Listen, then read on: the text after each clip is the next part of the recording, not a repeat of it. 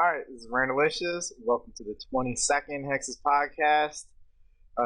During this podcast, we're going to be giving out some OS Buddy Pro codes, so be on the lookout for that. If you guys have any topics that you want to suggest for us to talk about, put that in the chat. We'll be collecting those throughout the whole thing. And for those of you who are watching the YouTube video of this, check out the description, and there's a link in there. You can submit some topics for the 23rd podcast. After this podcast, I'll send out a tweet saying who won the drawing for submitting topics for last week. But let's get it going. I'm Randalicious. I'm the leader of Hexis. I'm Trance. I'm the assistant leader of Hexis.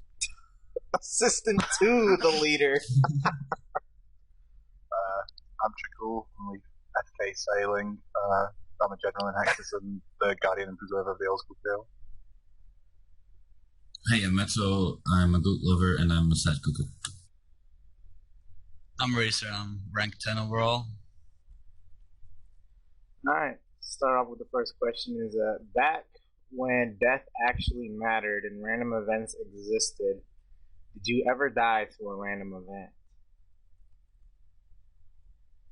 I don't remember ever dying to a random event. I never really went AFK for long enough to ever die to a random event.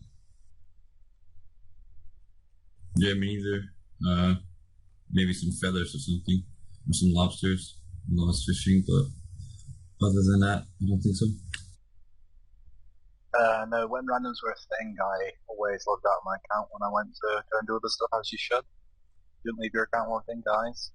And no, I never did die. I don't even recall dying in the real 2007 either, really. I was very paranoid about leaving my account logged in. In old school, no, but back in the day, definitely. I don't remember anything specifically, but I know I definitely died to like some ants or something, like back in like 2006, 2007.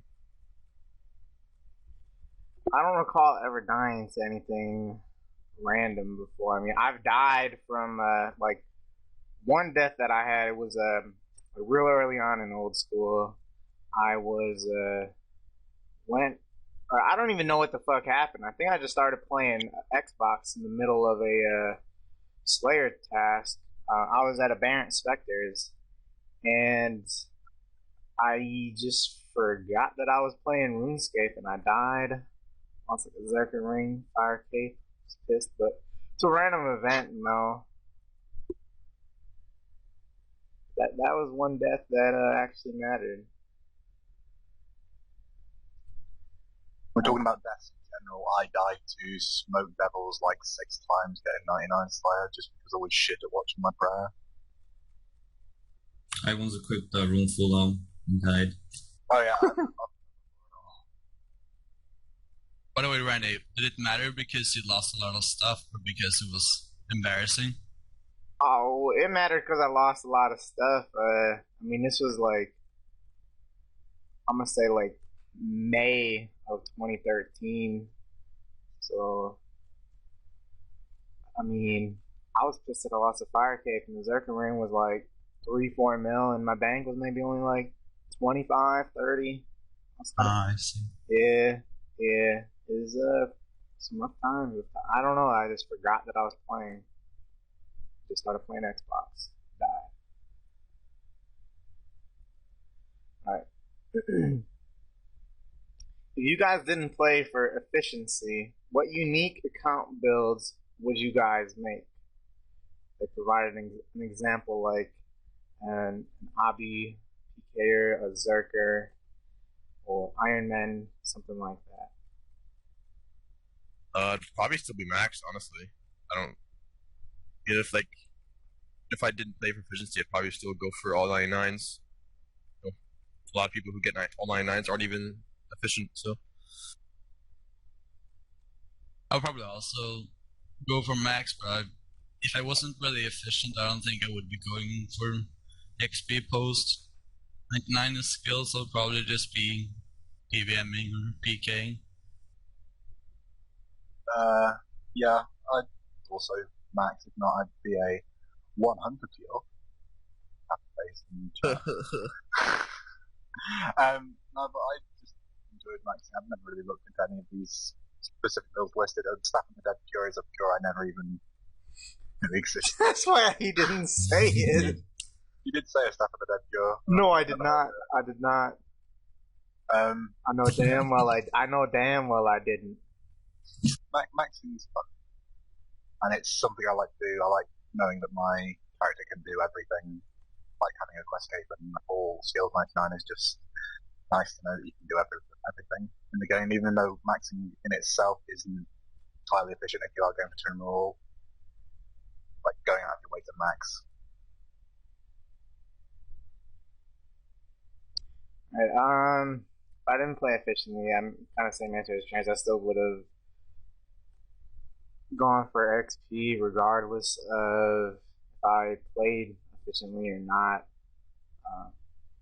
Mindset really only changed the more you know, but my play style really, I don't think, has deviated away from what my original plan was when I started playing old school.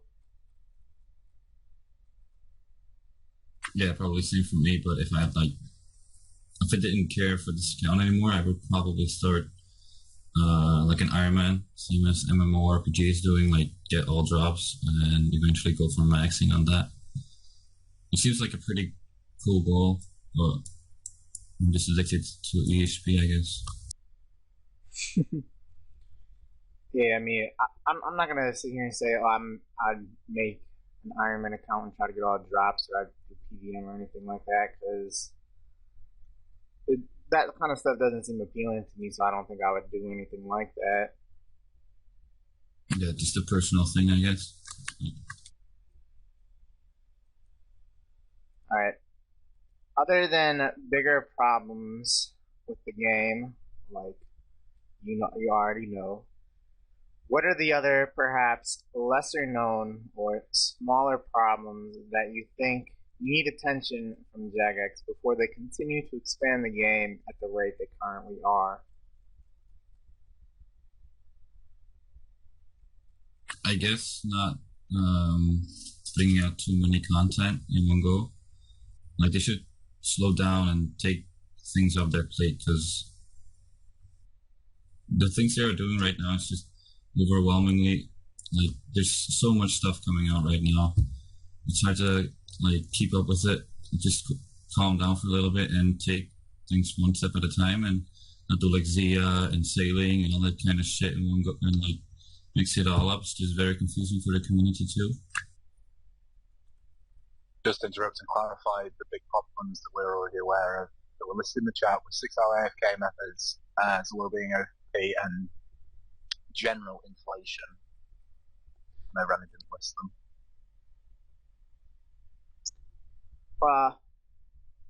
I do agree with Matt that some of the smaller problems are just how quickly they're moving on from one piece of content to the next without fine-tuning the content that's already in the game.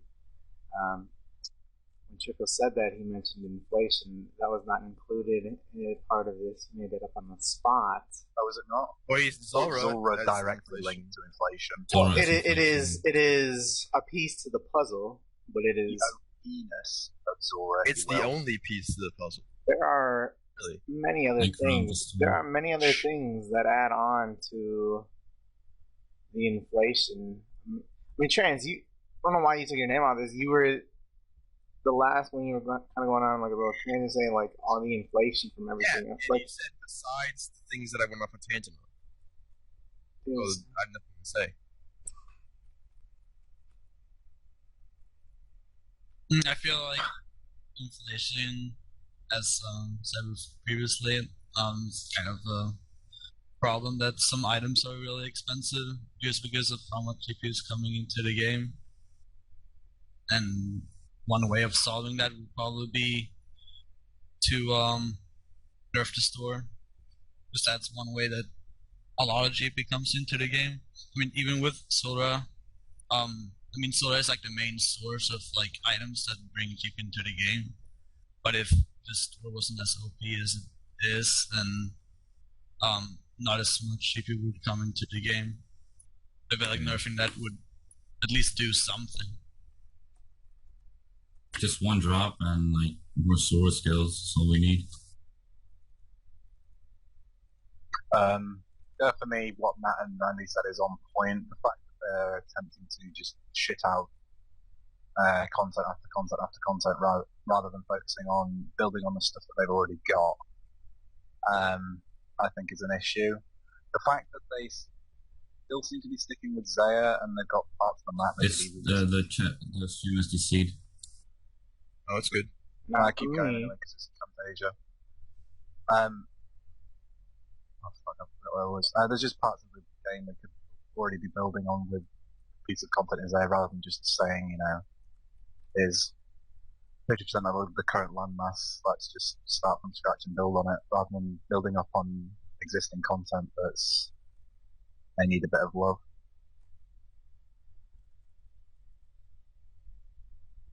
Alright, will any of you guys be competing for ranks in Deadman mode? It really depends on what the competition is like. And if I can do something like really AFK, I might do that, but it really depends on competition and how which skills I can do that will be in safe zone and things like that. You know, I kind of now, as much as I've bashed and will continue to bash Deadman, I think I'm going to on an alt get like 200 mil wood cutting, because that'd take like 2 or 3 months to get. See myself AFK like 300k fish XP per hour. Like I can see myself getting 200 mils in wood cutting and fishing, and maybe even agility. But I won't really be competing for rank. I'll just be just playing it just because those XP rates are fucking stupid, and I like XP. Even though I highly disagree with everything about the game mode and the XP rate of it, and even though getting those 200 mils are going to be meaningless, I still think I might do that on an alt. When it comes to Deadman mode, I'm not even batted an eyelid at it. I've just got no interest in partaking in it, regardless of what it offers. It's not my thing. I probably won't. But just because I'd be really mad if I died, and even if you're in a safe zone, you can still die. And if you're if you're actually going for a 200 mil, somebody might just say, "Hey, I know I'm gonna die if I kill this person, but it's gonna be fucking hilarious if I do." So I might just do it anyways. You get to protect 5 skills though, so I mean, like, if you limit. Why would you protect skills that you can train in safe zones, right? I don't know. Anyways, I still think it'd be hilarious to see people get 200 mils. Like you can do normal fly fishing in safe zones, pot willows in safe zones. You can do agility in safe zones. I don't think the XP rates are inflated in the safe zones though. I think they are. I'm pretty sure it's outside of the safe zones only. So like you'd have to do Dorg for agility. You have to do Barb. I think it's inside.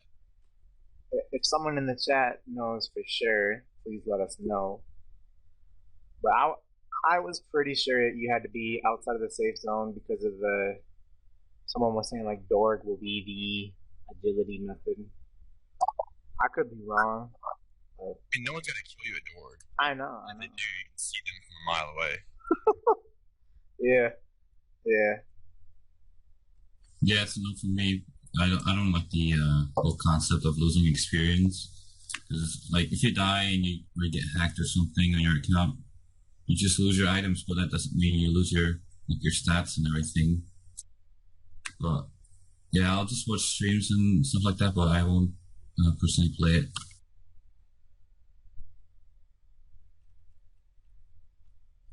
Alright. I think our boy No One Perfect is got a chance at being number 1 to 2 in the mill RC. And do you think that Dusty and Runes will, well, any of the 3 up there will switch to lavas at the end to get a bigger lead or to secure number one. I mean, I know no one preppers really cares about the rank, so if Runes and Dusty, or either of them, are close to getting to an ML, I think he will start doing lavas. I don't see why he wouldn't really. He will still be rank 1 solo, but it wouldn't be like tournament all from Nats or Abyss. Yeah, it depends on the ranks for him. If you can get in, like a nice sort of XP range where he's capable of overtaking those two with doing lavas, we can definitely see him doing it. The question also asked, we see Dusty and Runes switching to lavas. Absolutely no way. They'd switch to lavas. They believe that the way that they train rune crafting, i.e. helping other people get runes into the game, is like the way it's supposed to be done, and they're like adamant that they will be the first to do it. Everyone on the top 3 is really competitive for the rank. When it comes to RC, they all do really care about getting the rank 1 more than you'd think. I think he would have switched already if he was going to. I think he cares more about being the only person doing it through Abyss than being the first person on Old School. Yeah, I don't really mind whoever gets rank 1. I mean, no one will always be like number 1 for me. But the high scores ain't gonna say that. Yeah, but how many people will know that Runes and Dusty have done runners and not many. Done... Not many. You'd be surprised. You'd be surprised that then overall, like, take 99% of 99% of casual players, they're not gonna know that No One Perfect spent more time on the skill than Dusty and Runes combined. Well, I guess it doesn't really matter what other people think. I mean, it's your own account, so if you get that achievement, it's good for yourself. I mean, if someone wants to do it his way and the other one wants to do it that way, I don't see the point of people how do you say it?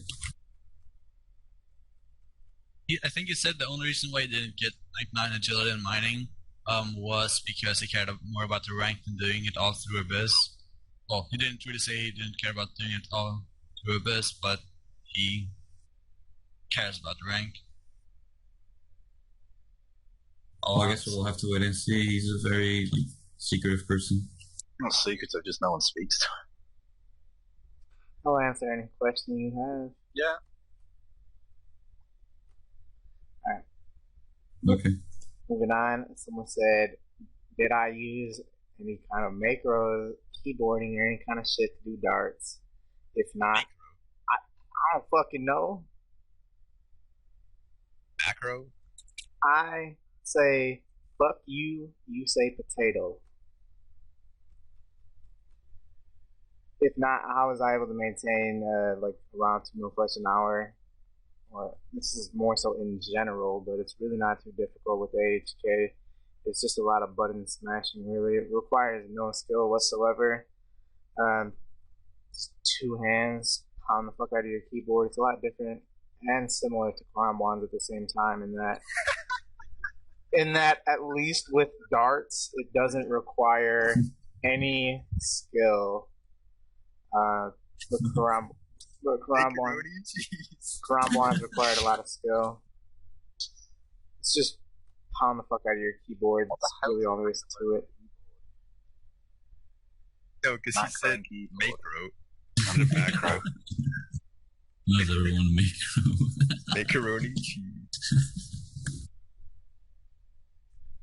Now, what EHP per week do you think is borderline between a casual player and a serious player? I think 35, under 35 is pretty casual, 5 hours a day. But I don't know, if you're playing 50 hours, that's not casual, but 70 is a serious player, 70 plus. But I wouldn't say like 55 is casual either. So that it's kind of hard to put a border on that. I'd probably say about 40-ish. If you get 40 HP a week, you'll max in like a year. That's pretty good. There's a lot to do with real life situations, to be honest. So say someone with a set amount of HP or below is not a serious player, is a pretty ignorant thing to say. And Zarfa, when he was in full force, only played like 6 hours a day. It didn't necessarily mean that he wasn't a serious player. It's just how much he was able to play with real life in the background. But if I was to just ignore everything, I'd just say sub 35, I guess. Yeah, I'm gonna go with now. If you want to factor in like real life shit like that, I'd say if you play RuneScape 75% as much as you work, or 75% as much as you do school, I'd say that's pretty serious. Depends on how much work in school you do, I guess. Like if you only have like 30 hours school a week, that's not a lot. Well, it's how many 6 hours a day? It's 4 to 5 hours a day. I guess, yeah. I don't know. I mean, if you're putting in as much work into RuneScape if you're almost putting in as much work into RuneScape as you are into working or going to school, that's pretty serious to me. Regardless how much it is, if you're going for 30 hours or if you're going for 50 hours, I think if you play as much as you work or go to school, it's pretty serious. I would say it's more about your like long-term consistency rather than like how much you play in a week. Like let's say you play 4 hours a day, that's at 28 hours a week. But if you do that for 2 years, you can gain a lot of XP, like a shit ton of XP, like long term. And I wouldn't consider someone who plays 4 hours a day for that long and does a skill efficiently and gains a lot of XP. I wouldn't consider them being a casual just because of how much they play per week, even though they go for like high XP goals. And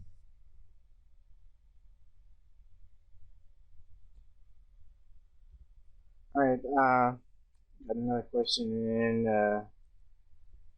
Have you ever thought about getting Foot on the podcast to talk about CML and anything else that he might have? Now, it's a nice idea. I don't think he'd be interested in it at all, though. I think he would just say, fuck that shit, I don't want to talk with a bunch of nerds for that long. But it would be nice to have him on. I don't think he'd want to, though. What do you guys think? It'd be cool. He wouldn't, but it'd be nice to have him on, but as you said, like, probably won't happen. That, along with he's a bit of an oblivious fucker. You never really seem to get hold of him when you want to get hold of him.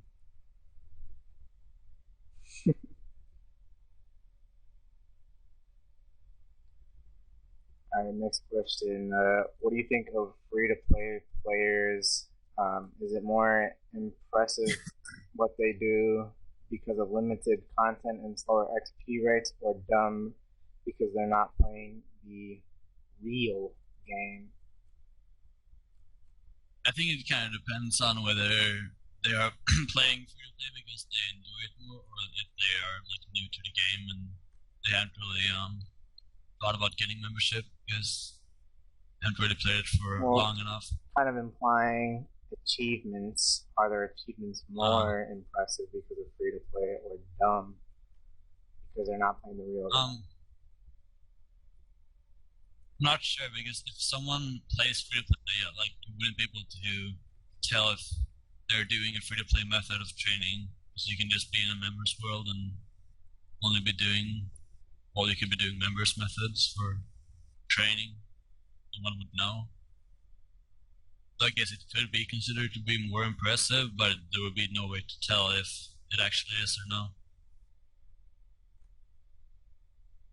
I guess a bit of both. I mean, it is pretty dumb to do like achievements in free to play while you could get like higher XP rates in pay to play. But I mean, if you enjoy the actual play style in free to play and you want to get a personal achievement on that game, it's fine by me. I'm really like, yeah, I guess it's impressive to have like, I don't know, like 99 prayer on free to play, like burying bones on all the time. But it'd be stupid at the same time. But recently added free-to-play EHP as well, just to butt in, and 200 mil RC on free-to-play EHP is 12k hours. Wow. That's ridiculous. I don't know. I think it is kind of dumb, especially if like you're a member but you only train free-to-play skills. That's really dumb. Like That's that really, one it's person, so cringe. Susan. Susan, yeah. Honestly, like, there's not much of an excuse for like not just becoming a member unless you just really like free to play. I mean, you're like 12 years old and your parents won't pay for your shit. But even then, it's If you're 12 years old and your parents won't pay for shit, you can still buy a bond. I'm saying it's not that unreasonable to make a mill in free to play, and then after you can make a mill in free to play, you can make a lot more money in pay to play. Might take you a long time to make that first mill, but only worth it. Well, now let me make up a question here. So, talking about free to play there and making the first mill, let me just ask you guys, how did you guys make your first 1 mil the first time you played?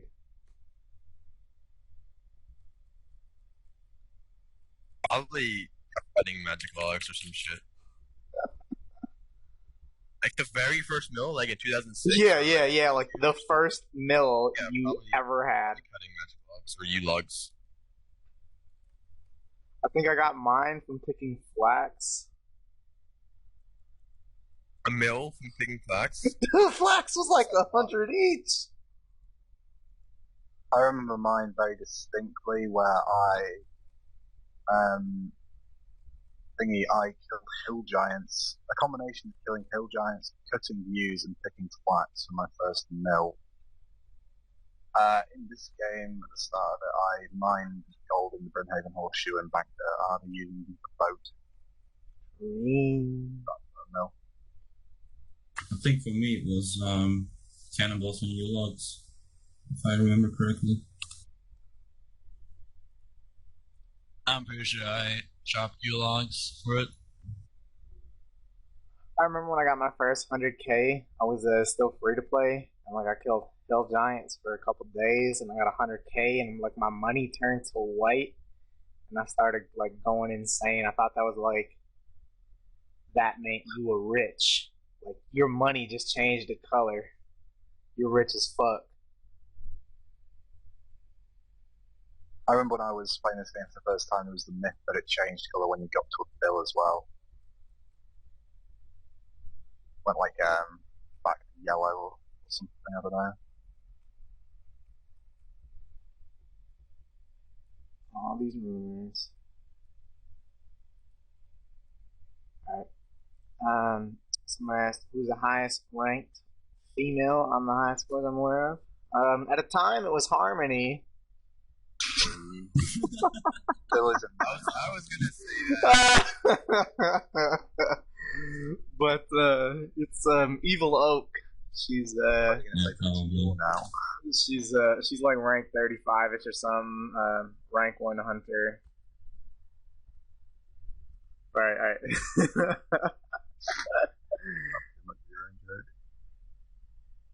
Alright, with new and faster methods to train Slayer, like blowpiping Jad, barraging Smoke Devils, becoming viable, the incentive for players striving to be macro efficient to AFK Guttins has become even greater. If Matt K in the coming weeks says Guttins, or let's just say all 6-hour methods are here to stay,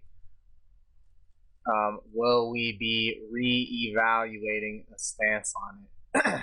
So I reply, we actually had a thread about this on the Hexis website, and I gave my response on it. So, I mean, you guys can elaborate after I say it, but if we have someone in Hexis who does 200 mil Slayer, blowpiping, and barraging every single thing, I'll probably let them slide after they do that and get 200 mil. That was my idea. So, that was absolutely my idea. I guess I'll take that as my stance on it. But yeah, I mean, go ahead. Well, still my idea, but I guess I would allow it. I mean, somebody's really gonna do that. But anyways, if Matt K actually does say that's here to stay, I think we should reevaluate it. I mean, I don't really care honestly if somebody does it. But if we change it now and then a month later Matt K says we're gonna remove it, then we just look like fucks. So we're not gonna do it quite yet.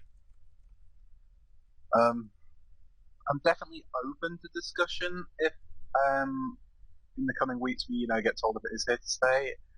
On the thread, Finbar had a really good response where the question of Guthans is a matter of efficiency versus integrity. When it comes to AFK methods in general, my overall stance is just no, because of what they stand for rather than them being efficient. I think that the fact that we put ourselves at the quote-unquote disadvantage of not allowing them is a lot better than allowing sour methods which are detrimental to integrity of the game. I just don't like it, and it's cropped up more and more with discussions on CML about the CML subreddit about it being 0 HP combats and this whole data warehouse bollocks that just doesn't seem to do anything.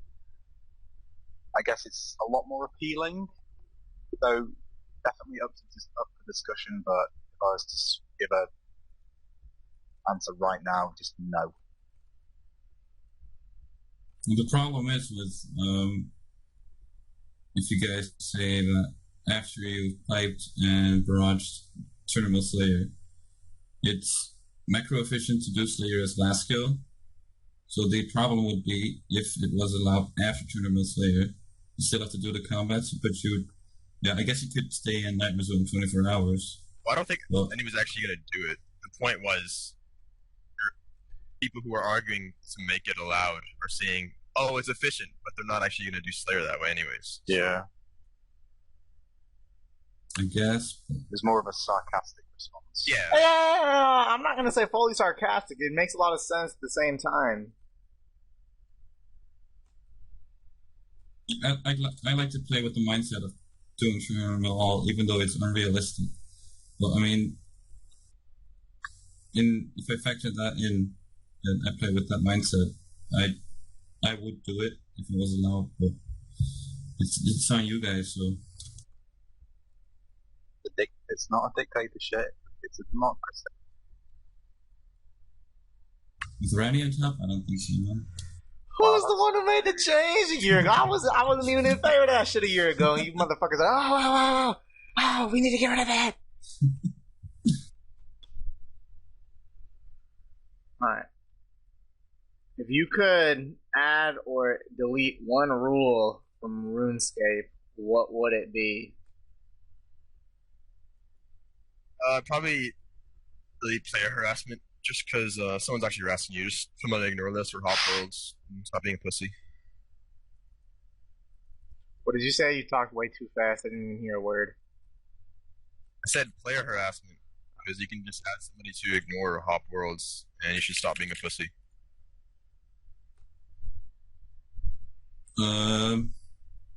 Probably Jagex impersonation. It'd be fine to see how that goes. If anyone would ever fall for that. I don't know. I'd like to, let me pull this up right here. I'd like account sharing to be re-added to the report list, and I'd like players to be permanently banned for account sharing. I saw Wes tweet out that people get a mute. What the fuck does that mute do?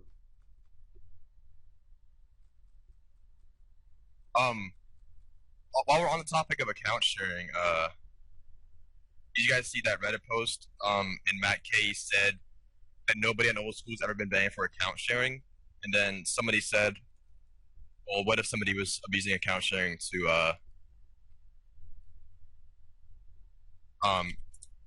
like get high ranks, and he said, in that specific scenario, we'd probably do something. I don't think they would ban you, even if you were doing that. I think they would like lock the account, then kind of give you a warning, say, hey, we locked the account, whoever, stop account sharing, whoever's the true owner, you need to play on it and not the other person. But I don't like that, because that's not the point. The point is that you've done it, so the progress isn't yours, it's not fair, it should be gone. Not, right, you've had a turn on the account, now give it back. Mm-hmm. I hate how oblivious I don't think they it should be are to it, permanently really. banned. Why? If you're account sharing to compete for ranks, you don't think so? No. For what reason? Well, for us, that's all that matters. That's all that we think about, is that somebody ahead of us could be account sharing. But in any circumstances, it shouldn't be allowed. Like, you see these streamers sharing accounts with fucking whoever, and they just don't seem to give a shit. I just think it's really bad. Oh yeah, on the add topic, by the way, if I could add one rule again, it'd be the rule of no alts, I guess. No like interaction between two accounts, 3 or 5. That would have to be a rule they would have to actually enforce. It was only legalized because it was a rule that was not even enforced in the first place. Yeah, but I would like to see that be added, I guess. Yeah. For fair. It would be way more fair, I guess.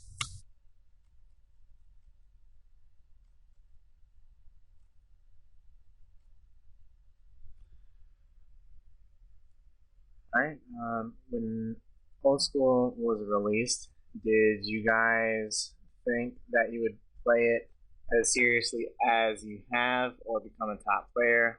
And at what point did you know that you wanted to invest a lot of time and effort into the game? I started out the game, like, the day it started. I remember I was around at my friend's house and we were camping the old school Runescape Twitter waiting for a link to play it. Got stuck in the first house on Tutorial Island for a couple of hours because everyone was trying to go through the same door, and it was a one person at a time door. So did that. How to quit? Tutorial Island, music full blasting out the speakers. Stayed up till like 4 a.m. playing it, and I just sort of thought, this is a game I'm going to play for quite a while. Was that when the Guardian Preserver of the Old School Field was born? In that moment, as soon when as you were I clicking on heard the door? Newbie Melody, When that Newbie Melody kicked in, like, that was when... I found my direction in life. But I played it for about 4 months. About the time Alkin quit, I sort of got bored of it as well. Didn't play anything, came back. I remember saying, one of my friends said, why are you playing that stupid game? And I replied with, guess I'll max, as a joke.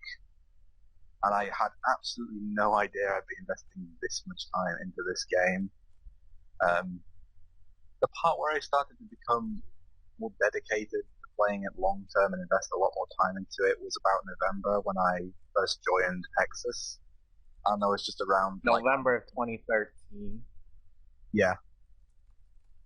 I was just around like-minded people, and seeing their thing made it look as if my goals weren't even that unrealistic to have set, and just slowly, consistently worked towards it, and I got there and enjoyed myself, I guess. As for without the clan, I have absolutely no clue where I'd be. I just wouldn't know how I'd manage to play without my friends. So sad. Alright, when I first started playing, day one, my plan was to get all 99s, and I'd say when I got the phone call, hey, because my cousin called me, he was like, oh, we got this new busted ass Runescape coming out, everyone's starting all fresh. It gave me the whole sales pitch about it, and I was like, oh, all right. 5 minutes later, I bought a 3-month membership, and I started playing with the goal to max. So I guess before I even started, I knew that I was going to invest a lot of time into the game. I would say I am surprised at how much I've still enjoyed the game post max, and how much I still play post max. But yeah, I mean, as soon as I started playing, I knew I was going to invest a lot of time. As for being efficient, I think I started being efficient like 3 weeks after the game came out, because I had like a dozen friends IRL who were playing, and I was dicking around with them, and then they slowly started just bleeding out, and then I was poor as fuck and said, alright, I need to get 99 Hunter. And that started a snowball effect of 99s that have turned into 200 mils. When I started, it was like 2 days after the release, and my only goal was to get Barrow Gloves and do Slayer and Blue Scrolls and things like that, and I never did any like serious skilling until like the start of 2014, when I got 99 Slayer, and then I did some viable 99s, and it was like after I did those 99s when I decided to start going for max. And later that year I maxed, and I was top page when I maxed because I had like quite a bit of post 99 XP and some skills, and I realized that I could go for like higher ranks and stuff, so that kind of motivated me to keep going. For me, I started going for Runescape at 85 combat, which I got in May, like 2 months in, and I was kind of dicking around back then, like doing blue scrolls and shit. But yeah, I joined Hexis in October, I think, and then Randy introduced me to AHK. Hey. And then, yeah, I think I started runecrafting back then, and yeah, I kind of got into the slow skills. I really enjoyed them. I got like agility, mining, runecrafting, all those slow skills first, and then I noticed I was like pretty damn close to max, so I decided to do that, and now I just go for all bases, which is really motivating to do all skills again.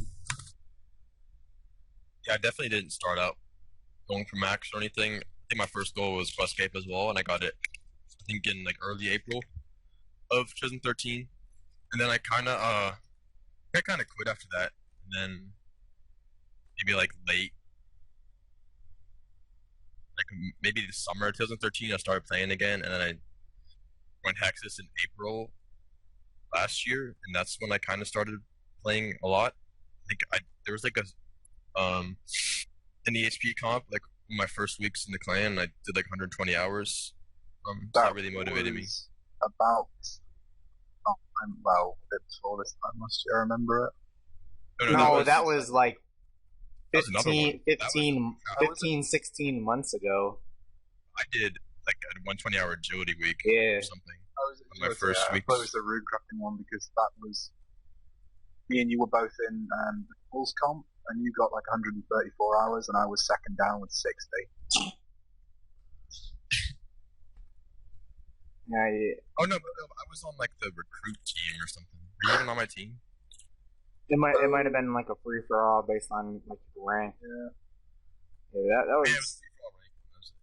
Yeah, that was like April, May of 2014. I remember like no dude pops in, pulls up 120 hours. Like, oh shit, who's this dude?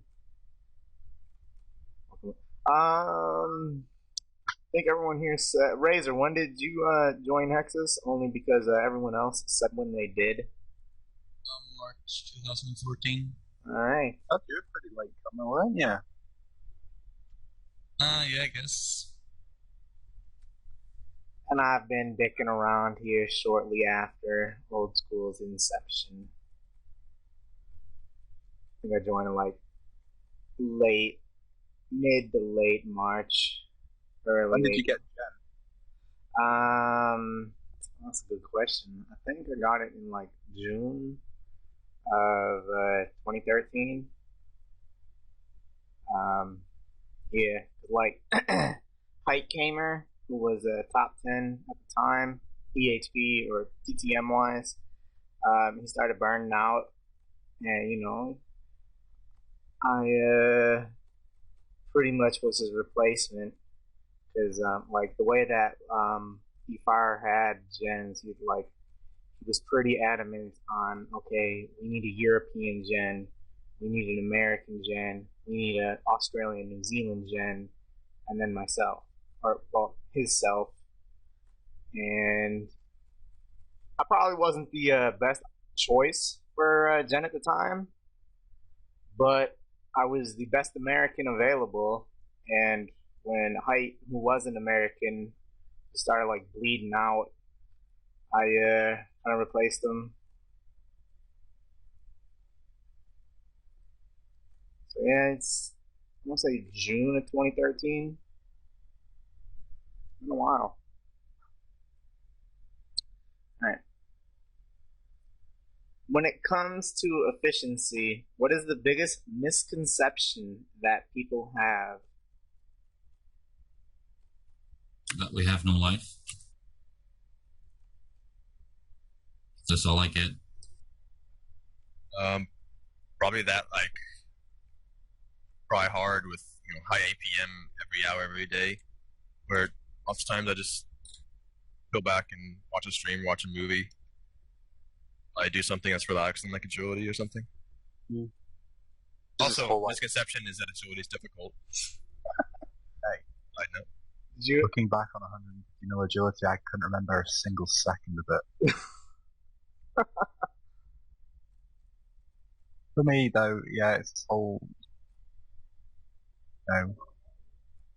you're probably a beast and you've used like 1 to 6 AHK, mum's basement, don't have a life, where all the people on the top 30, and in terms of the HP, are just consistently blue chip away at it with various IRL obligations and what have you. Yeah, definitely that, like, in order to be efficient, you gotta do like really click intensive methods and abuse AHK and play 18 hours a day, which is not necessary at all. There are many ways of being efficient without doing all those kinds of things. We interrupt this live broadcast to inform you that the Hexis podcast is brought to you in part by OS Buddy, the toolkit for old school RuneScape. Visit www.rsbuddy.com/OS Buddy. Remember, there's no better buddy than OS Buddy. Oh my god. You were just even doing that. Holy shit. As the Guardian Preserver of the old school feel, I do not endorse the use of OS Buddy. That was beautiful. Completely unexpected. Hey, he PM'd me in game and he's like, alright, I got something to say. I got something to say. So let me say something after this next question.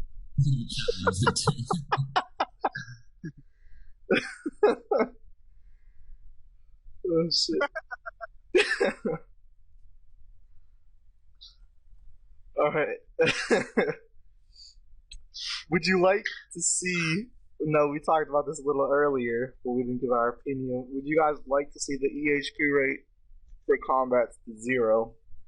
Absolutely not. Yeah, no. Maybe. Okay, this is on the CML subreddit, and someone had the same answer we had earlier, where we should just wait for Matt K to give a statement. Because if he changes it now to be 0, and then Matt K makes a statement later on, then it's unfeasible to do, obviously. So. Yeah, basically, if what my case says Guthans is here to stay, then I would want him to change it. But if I think if it gets removed, then they should add like I don't know how many combat XP you would get right now with barraging and piping. But at a certain Done. Well, if you were to, I mean, like in total to 200 mil, like how many combat bonus that XP you would have you to get? calculate. Yeah, exactly. Like you would have to get like I don't know. For example, like you get 100 mil combat in each one from 200 mil Slayer. No, you get none. Just blow pipe every What? fast. there are some tasks where whip would be better than blowpipe. Yeah. Cancel those. You're gonna run out of points pretty fast. What task is better in melee? I don't dick around with Slayer enough. Bloodfelds is the same. No. Bloodveld's No. better with blowpipe. It's like What, Suklas? Those are rare. Those are really rare. trolls. Out it. What, Cal fights? Maybe. The thing is, though, if he made it 0, he'd have to change Slayer to like 50k. At least. Yeah, Yeah, I yes. actually was looking at links. Now I was really bored one night, and I wasn't feeling like playing on my alt, so I went and broke down like Lynx's week where he had like his Slayer record week, and I had to like go through and remove all of the Guthan XP that he had, and the rates that he had for his shit were like his total combat to slay rate was like I think it was 0.52 combat to Slayer, and his range was like 0.86 ish, and the magic was like 0.4. So like I looked at that and I used like, let's say I do the exact same shit that he does, how much combat XP can I actually get? And what is it? Let me find it. So I'm currently sitting at 118 mil strength. I could get 200 mil strength and like 2 mil more combat XP on top of what I like. I could finish off 200 mil and then get like 2 mil more combat XP and slay at the same like ratios that he was getting, and that would be enough for my combats to finish doing Slayer the way that he's been doing it. You know what I'm saying?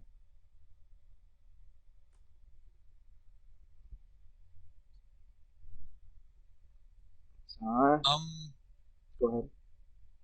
I would be in favor of him making it 0. Well, this is gonna sound like really probably stupid to most of you, but like setting up a Guthan's Emberstone game doesn't take 0 time. It takes a few minutes, and over the course of like doing it all the way to 200 mil for all melees, probably gonna be a few hours. So I mean, Yeah, but 2 hours versus 6 hours is not a lot.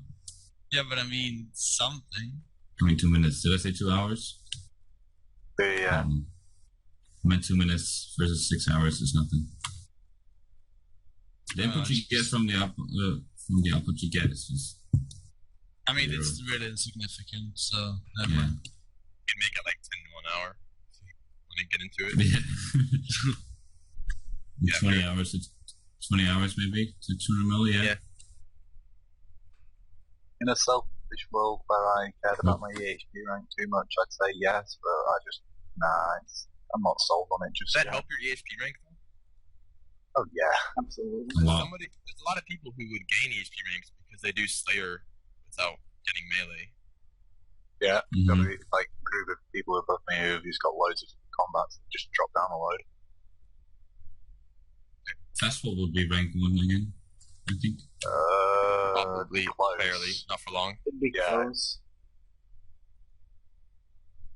I think Nick Slayton has right now. I think about 800 hours in combats.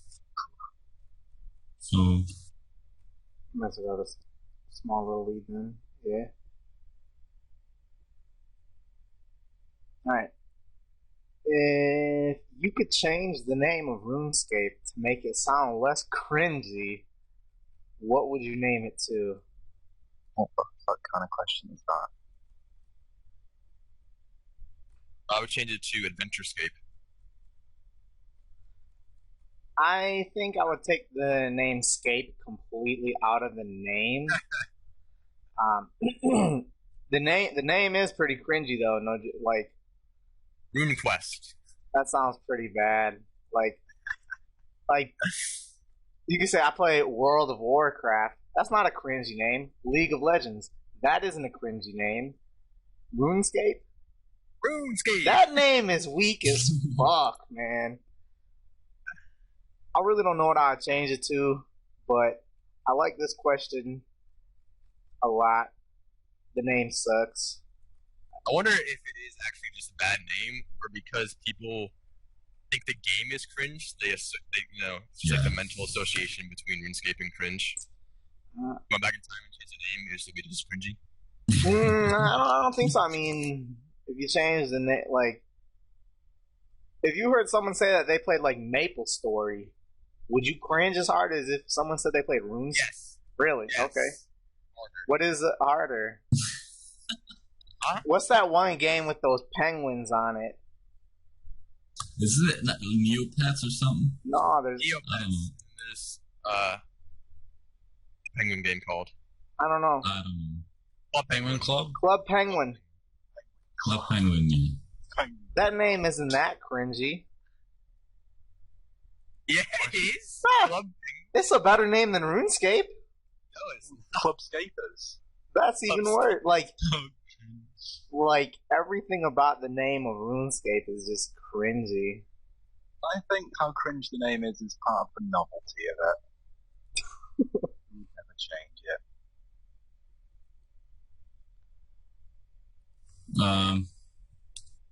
I'd probably choose it to Runescape. Not RuneScape. Or dank memes or something. That's what it's all about these days. Dumb Childscape. Gnome Childscape, yeah. Or just Gnome Child.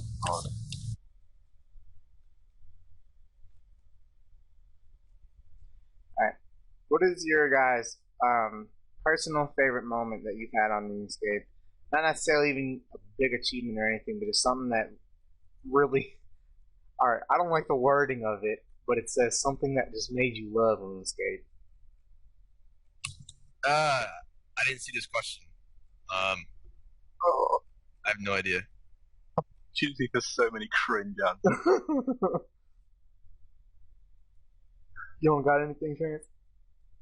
I don't have anything. I'll still say my favorite, personal favorite moment, even though it was an achievement, was getting all 99s.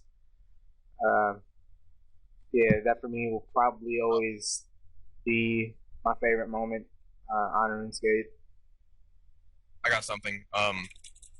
When Achievement Diaries came out, just because it brought me back to just doing new things in the game. For so long, I hadn't done nothing. I didn't know what to expect, right? And you open it up and you saw this new content. And that's kind of why I want a new skill, even though I think sailing's a little bit of a bad concept. It's because it's new content. I remember being 12 years old and first becoming a member and just walking around the members area, and it was all new. You have 11 new skills. Yeah, I will also say the first time I played on a member, that was a huge experience for me. It was a whole new world, really. Yeah. My favorite moment was when I was lured.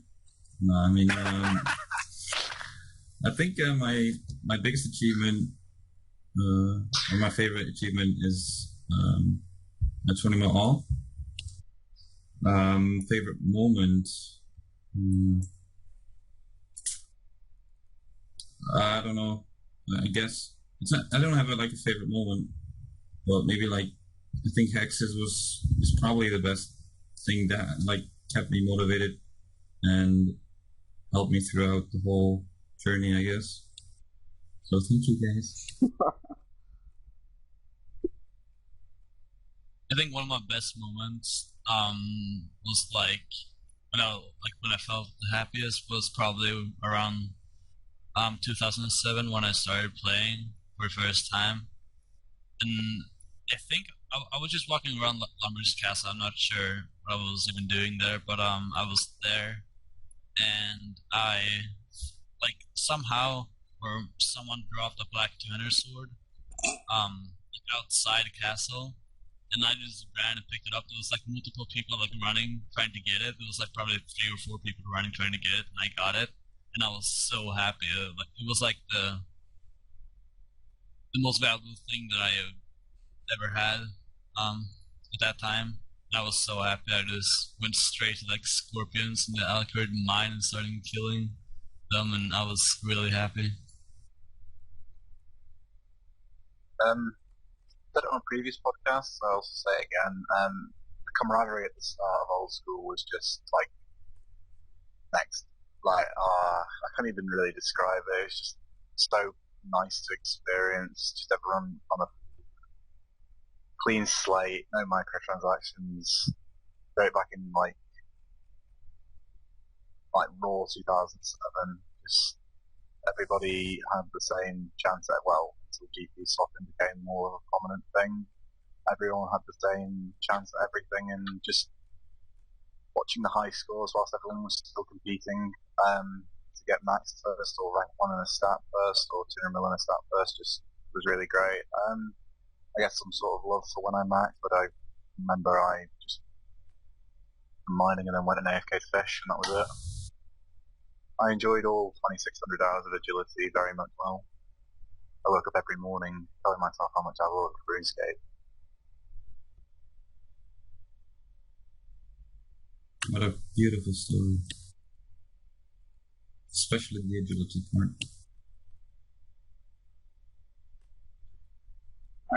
What do you guys think about mods giving out information about new bosses and having items related to the item be leaked and help change the price dramatically? The Spectral went from 30 some odd mil to I bought one at 41 and I was able to sell it at 58. I sat on it for a day and a half. What do you guys think about them doing stuff like that? Was it intentional that he released this information? Yes. I think so. Ash. Not sure. If they didn't, if that tweet wasn't sent to him, he wouldn't have said it, and they still would have done it. Yeah.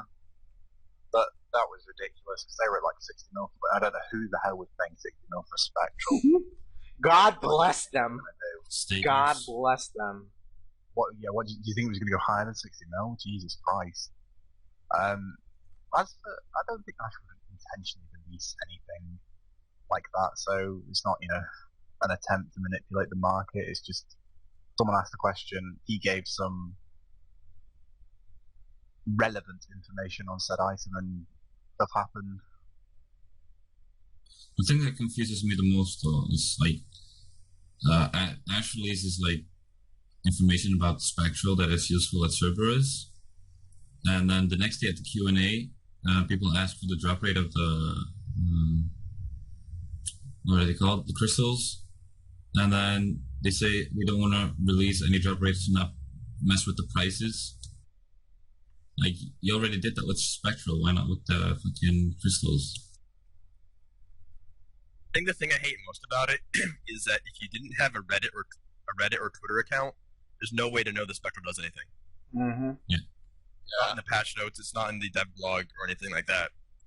So that's a problem. I don't think you should be forced to do that to play the game. Well, you can still play the game and you just put. Well, I wouldn't really say you put yourself at a disadvantage. Yeah. Knowledge is power. You should be an information advantage like that from stalking someone's Twitter account. Do you guys think if you wouldn't have ever tweeted that out, do you think people would have ever realized that the Spectral had that kind of effect? Because I know, I'm gonna go way back to when they were talking about Corp. They said like back when Corp was first released, they didn't. Now I'm talking way back, first time around. They didn't say like, oh, the Zami Spear is the best item to kill it with. Players had to figure that out for themselves. Yeah. So my question then is, do you guys think that players would have figured out that the Spectral would have had that kind of effect on those little fuckers? Eventually, yeah. Yeah, Eventually. eventually. Because if you're going to go and try and kill Everest with range, you would take a Spectral with you, wouldn't you? It's the best Thing is, range. if you found it, like, how would you even know it's intended? Yeah, that as well. Well, yeah. This whole thing is just ridiculous, honestly. I don't see the need for it, really.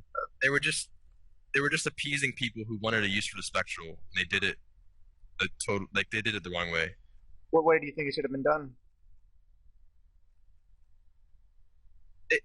It Should have been hyped put with it up. server Like, they shouldn't itself. have released it. They shouldn't have leaked it like that. Made it seem like I think it it'd was be a lot more required. rewarding It if you completely found out fucked the prices yourself. up. But Spectral was the best thing. What's your call? It'd be a lot more rewarding if you found out on your own that the Spectral was the most effective shield to use, rather than just saying It is. yeah, it is. And the fact that he said it before the update is just Yeah. stupid. I mean, if he said it after, he said, let's defeat the point of adding it all together. But yeah, I'll tell you, it's good. But the fact that he said it before gave the opportunity for people to just buy it. I've heard horror stories of how much Wilson made off that little slip of the tongue. Because Oh, he lost money. did he lose it? I thought, Yeah. oh wait, yeah, he did, didn't he? Still a horror story.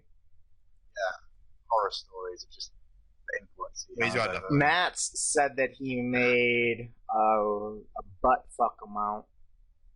Well, one of my friends, playing around, he bought one for 34 and sold it 2 minutes later for 38. Yeah. It's just that ridiculous. that was how fast it was moving up in price for like a 36-hour span. I hopped on the train when it was at 41, thinking to myself, okay, I can see it get up to 50. I woke up and it was 55 mil, so I threw that shit in the GE and sold for 50. It's back at 48 mil now. Yeah. Do you guys think it was good that they maybe forced that kind of update onto the Spectral to give it some use? Huh? So, I guess it's good the Spectral essentially had no use. Besides He was armor, best in slot magic defense. That's all Armor I and use. Kraken. yeah. Best in slot magic defense has a use. Nah, bad. Unless you have an election. About A them bit of a leaking. GP margin between the price of a Spectral and Elijah. About them leaking information about upcoming content. Rune was doing a review stream of the Cerberus boss the day before he got released, and he said he didn't want to fight it just because he didn't want to spoil any of the mechanics that it has. But then Ash goes on and says Spectral will have some sort of use, which Yeah, kind of, they're just they're torn. They're not consistent with what they're allowed to share and what they're not allowed to share. Exactly. it's like Ronan would just show you the boss. He wouldn't even, he wouldn't touch it. He'd show off the weapons and the stats of the boost, but apart from looking at the boss in the room, you didn't see anything else. And then Ash just goes out and says, oh yeah, by the way, Spectral's going to be good. It just sort of, just contradicting each other, really. Yeah. Same with John Cena releasing the drop rates of the crystals. He's in a good Not mood. to not At 1K mess with retweets, right? prices. Have they been released yet? No. Okay. Nor He was has like, the I will release the chance for Hellhound getting dropped at 1K retweets, and all the replies to that tweet were 1 in 3K. I think it actually is 1 in 3K. Yeah, me too. I don't even know how someone could figure that out at this point. But West, but he could. Nobody. There is nothing they cannot do.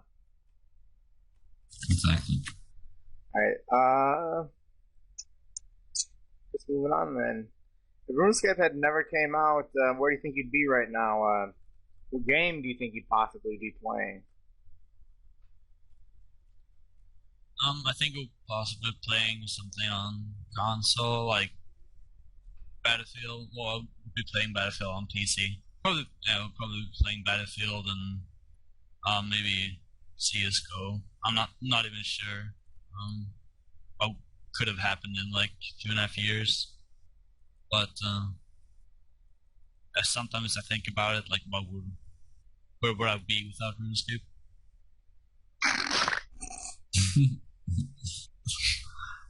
As for me, when the game came out, I was playing RS3, and I could probably see myself sticking out RS3 for the long term.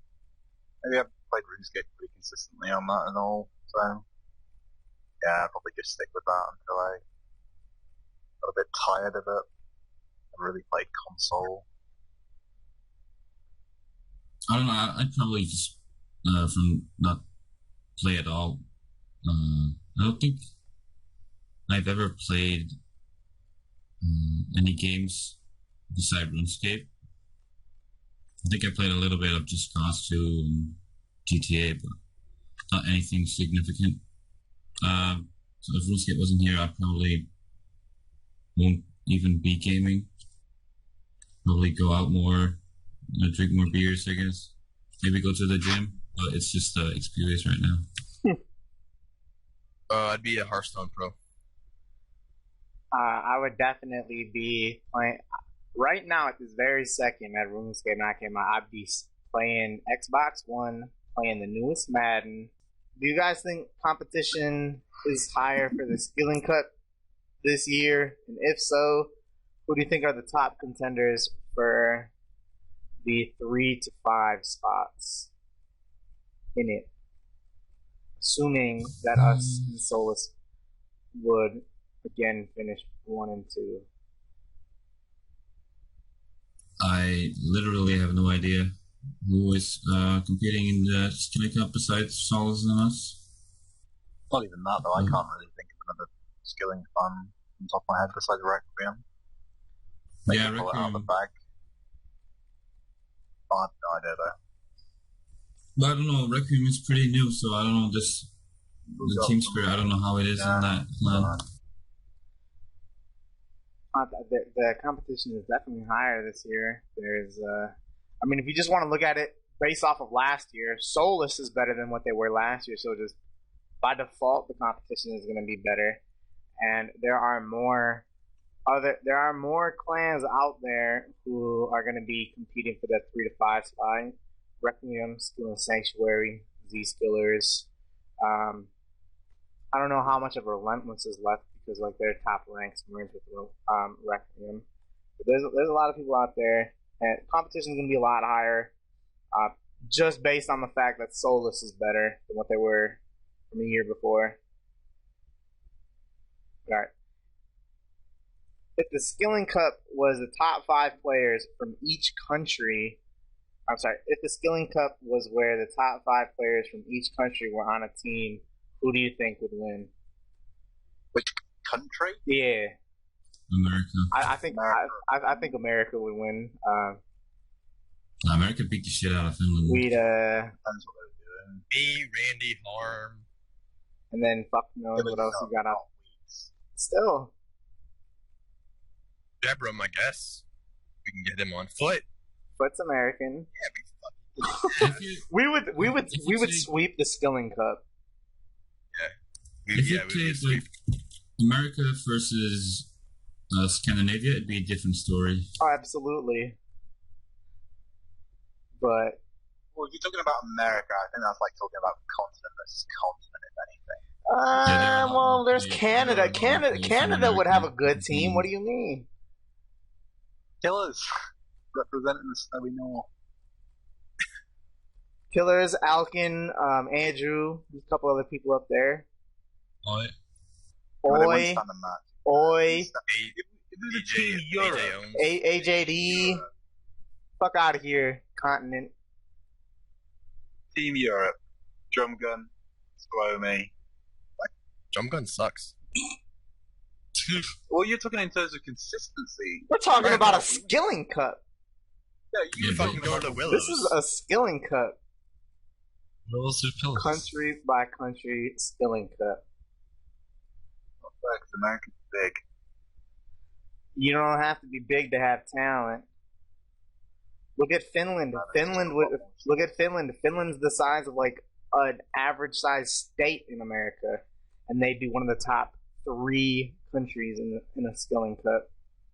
You can't use big as an excuse.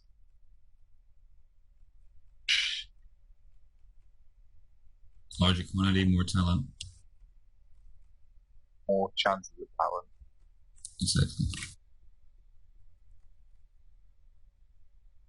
It's alright. America wins. What? Bitch. Alright. I'm gonna delete this one.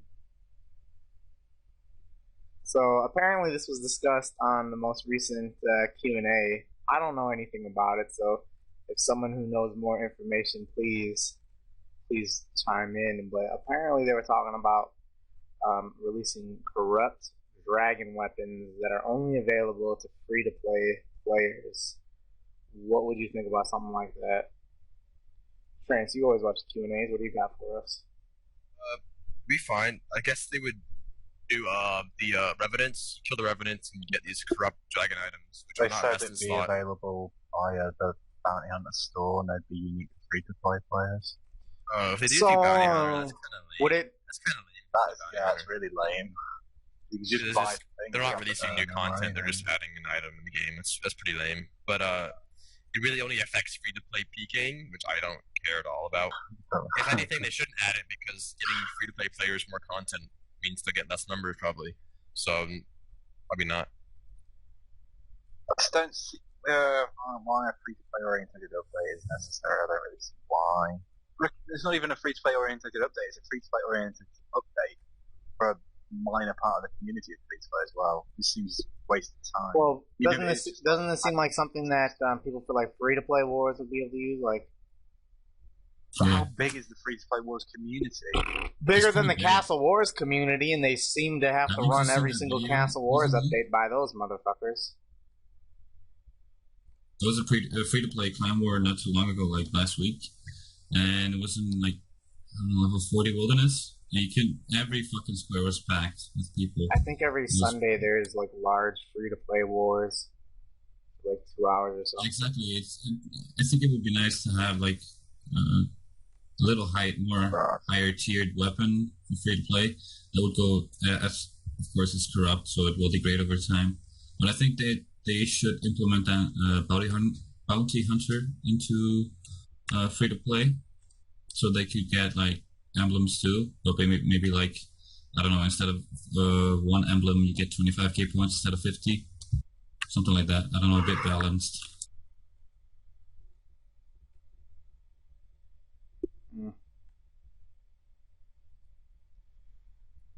Alright, what are your guys' thoughts on... Now, hold up. I thought that they're answering these questions later, but I don't... Something on Reddit about a sailing AMA. Did you have the chance to read it? It's not started yet, have it? Or... Yeah, it's ended. Oh, is it? Alright, I'm actually reading it right now, and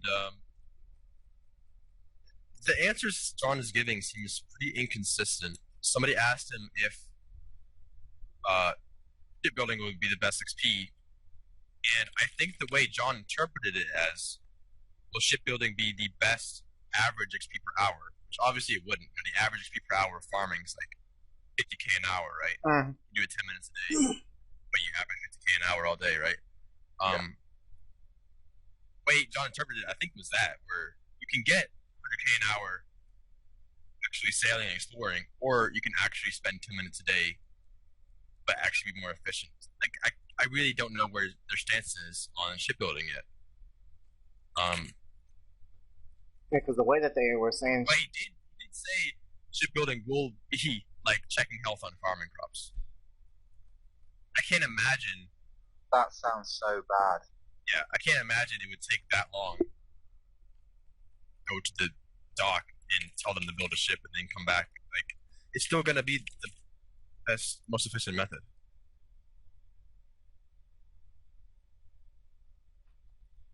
All right. What were some of the other like major questions that he answered on there? You know, I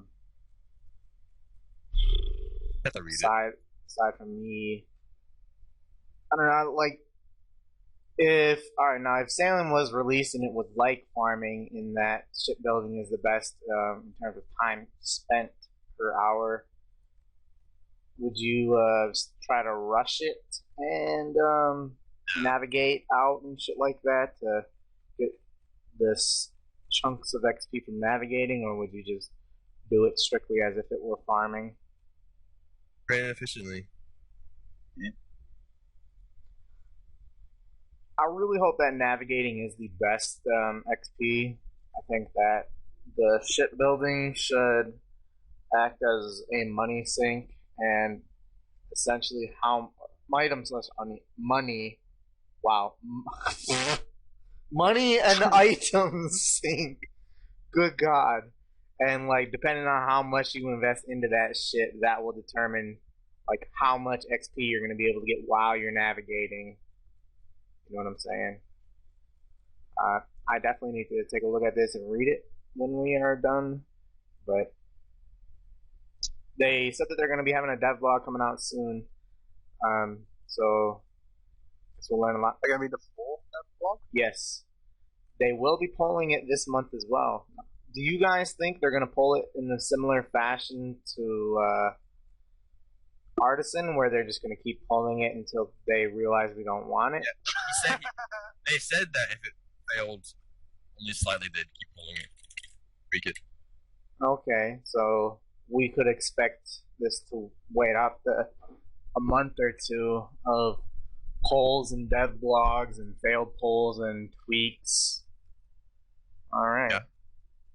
Do you guys think that's better for getting the skill in, or is that their way of just trying to get the skill in?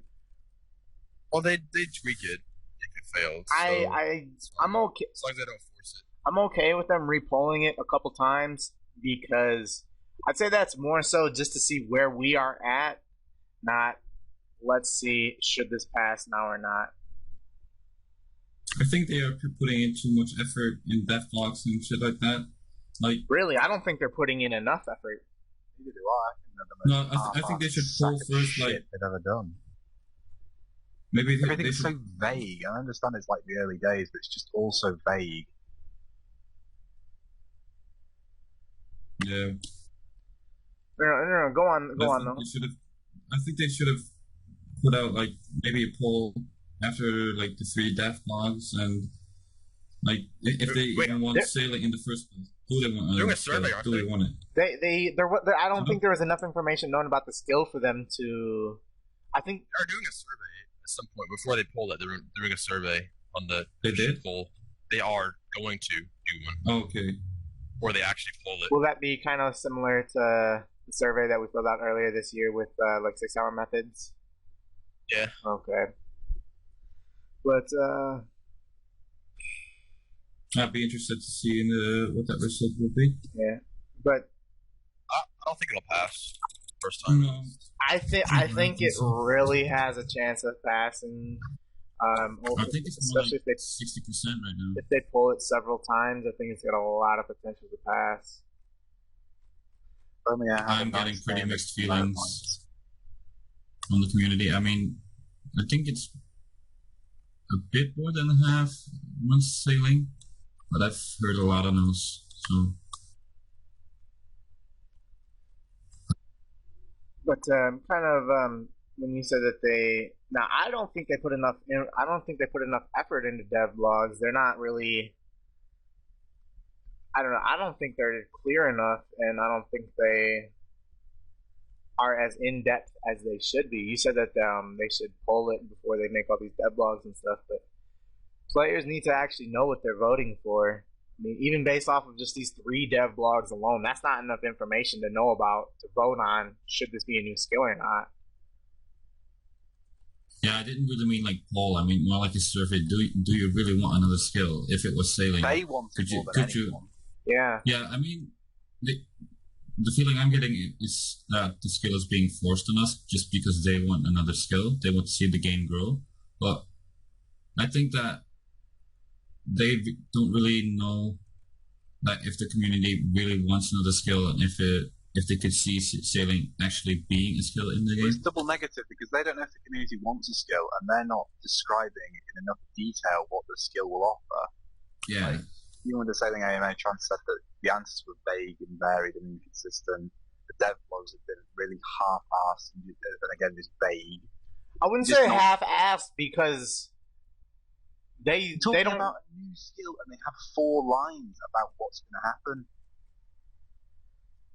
That's more being in the infant stages of development, not really half-assed. They're giving us what they have.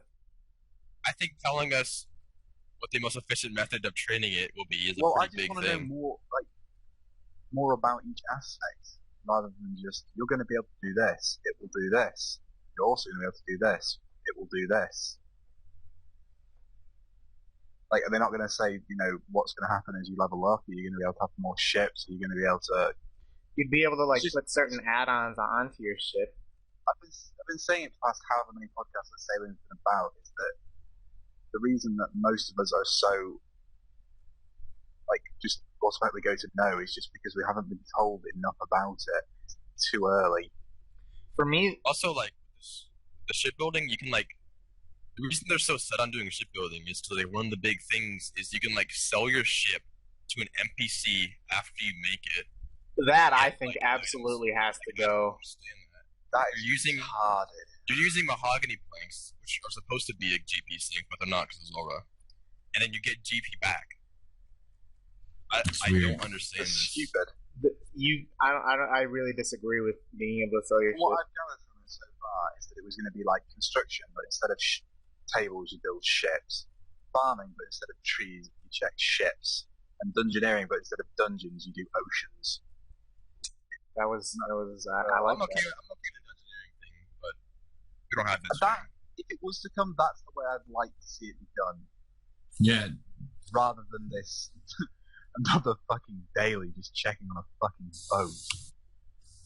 I'd like to see sailing added as in sort of in between quotes an Ironman skill. Like you'd have to gather every all the shit you gather from making ships. It would be untradeable. You have to get it yourself and have more efficient methods to basically doing agility and you have to run a certain route to gather supplies like planks and nails and shit.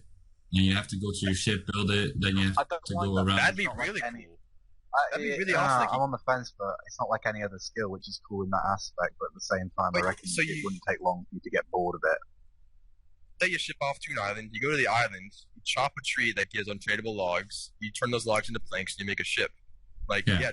That's how shipbuilding should be. You shouldn't just go to the GE, buy That reminds 1,000 me a mahogany lot planks. of the sawmill in Yeah, that's why I got the idea RS3. from.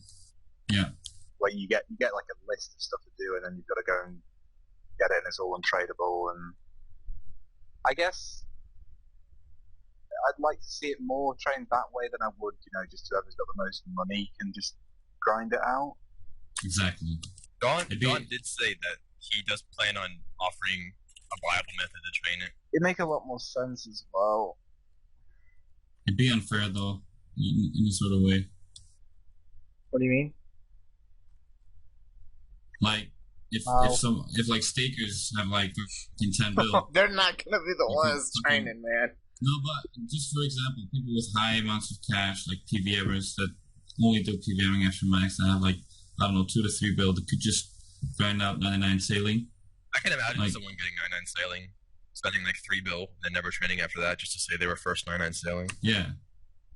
It's like that with SG, who was first 99 construction, spent a lot on it just to have the title of being the first. Then he got perm banned. Wasn't his fault. Yeah. He got perm banned for a bug that he unintentionally exploited. Wasn't even. No, he didn't even. It wasn't even He him. wasn't even in on it. He just It just it just happened to be his He house. was like a third party in the book. So he was not in on it at all. No, he had no idea. It was like you had a party, someone got shot at your party, you are convicted of murder.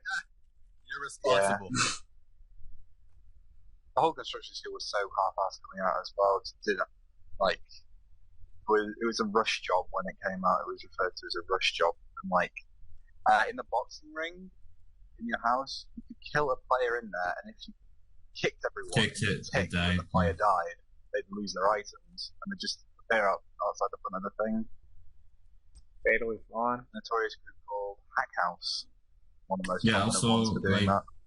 Someone, I think, it was a friend of mine. It's a friend of mine in real life.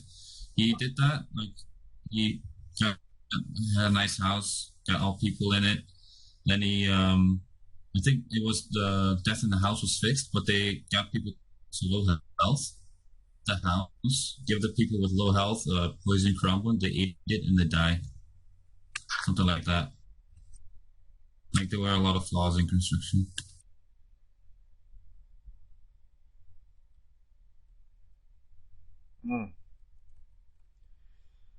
Alright, now we're going to move on. If I recall correctly, they did farming the same year as construction.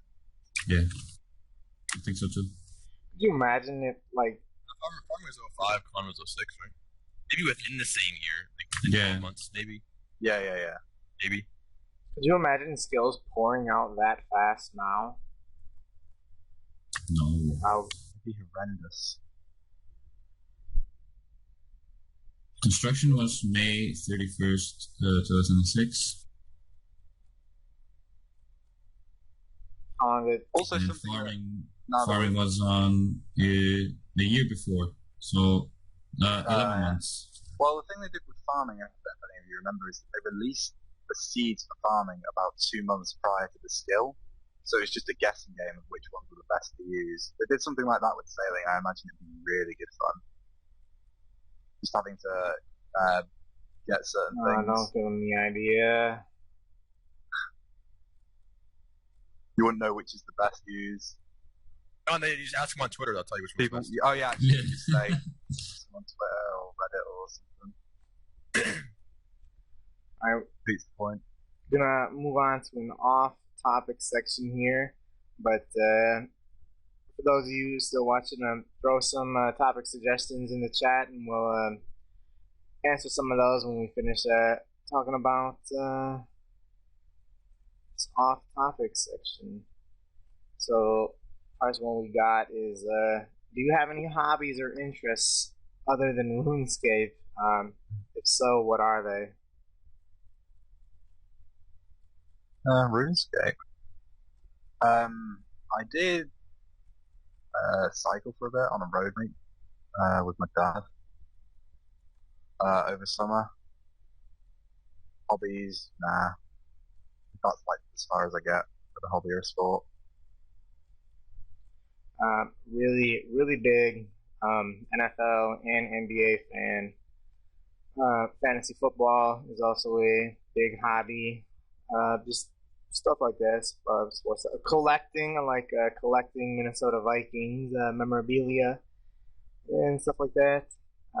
We're big into football. Play a lot of Hearthstone. Well, I play RuneScape though, because it's like a casual game. Background activity. I don't really have any hobbies that I any activity that I do, but I'm into like science stuff and space, and I watch a lot of documentaries about it. Razor is Hexis' first astro enthusiast. Yes. But you for me,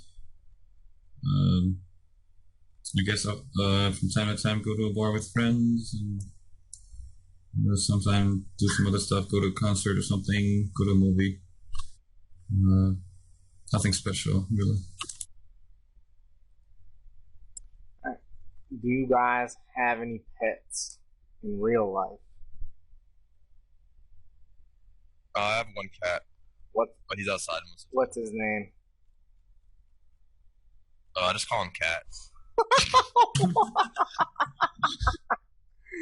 What? It's like Cartman from South Park. You call it Kitty. Mr. Kitty. Was it in there actually? I have 2 dogs. What are their names? What kind of dogs? Barking Grace. Martin Grace. Paddy and Jock. I have 3 birds and some fishes in the garden. Fishes, very special. And I want a goat. What? Actually, I want 2 goats. Wants a goat. Oh, a goat. I don't have any pets, but if I did, I would want to have a cat. Hey. I have a dog. Although I don't get to see it often. I'm only at home for 3 months out of the year. But I do have a dog. Moving on to some questions that we've got from the chat now. So, if you guys all made an Ironman, do you think you'd be going at the same pace as Leslie and Lellador, or where do you think you'd stand if you had tried competing? I'd never want to compete in Ironman. Just the whole idea of camping Zulrah where all your supplies from max just makes me feel sick. Both because one, because it's boring, and 2 is because I don't think that's how the game mode was intended. No way. They put a lot of hours in and consistent, and they used their own methods that have been established unique for Ironman, and I would have just fallen behind straight away, not be able to keep up.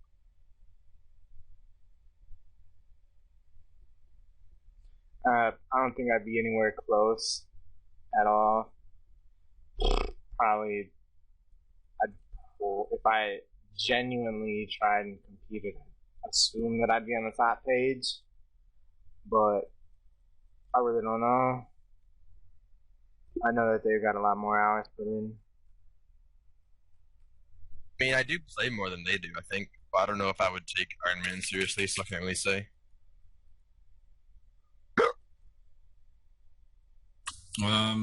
Just comparing as it's been almost a year that Ironman is out, like comparing my AHP that I got in a year with the time played on the Ironman algorithm, I would be rank 18. If what? So, if... Lord. Oh, okay. Oh, yeah, I did quit. Oh, yeah. I'd be on a bit more. Yeah, if I went for efficiently, I guess I'd be like rank 20 or something, I don't know. If I played Ironman, I'm pretty sure I would qualify would be actually playing efficiently. And what are you talking about, F-Razor? You did play Ironman for a bit. Well, yeah. Tell us about your Ironman adventures. How did that? I didn't ever hear about this. What happened? How'd it go? Or why did you end up falling on your face and quitting? I started an Ironman because I just wanted to try it out. Because at first I was like, no, this is nothing for me. But I guess I was kind of bored in a way of my main. I'm not sure. It was a long time ago. I think I was a bit bored. So I made an Ironman and I started like doing some quests, and my plan was to max efficiently. So I started like doing some thieving and getting some gold for feathers, and I got to like 93 fishing before I decided to just stop playing, because I didn't really see myself like ever maxing on an Ironman account, because it would take so much time, so much effort to put in. So you couldn't finish off 99? Nope.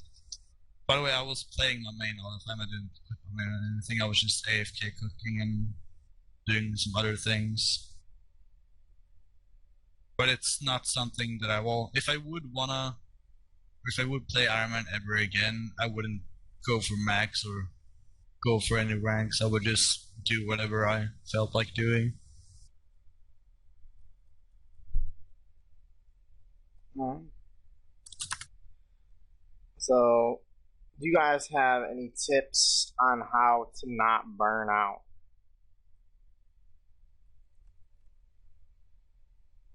Trance. No. if you don't enjoy it, then you should stop playing. Yeah. If you're not having fun, don't force yourself to play. When you force yourself to play, that's when you're gonna burn out. As long as you're having fun, keep playing. But some people's definition of fun is really different than another's. Like me, I have fun playing like 8 to 10 hours a day. I wouldn't have fun if I was playing 16, 18 hours a day. You know, don't force yourself to play it. I would say, as Brandon Trance said, just like do whatever you enjoy doing. Don't force yourself to anything. Just have passion for the game. Do something you want to do, and learn to love it. Follow your heart. Yeah, but you just do what you want to do, man. You want to do outdoors for construction for no real reason? Go for it. Follow your heart. Then burn out at 40 mil XP. No, he didn't burn out, Trance. Wait, just follow your heart. Follow your heart. Alright, this is...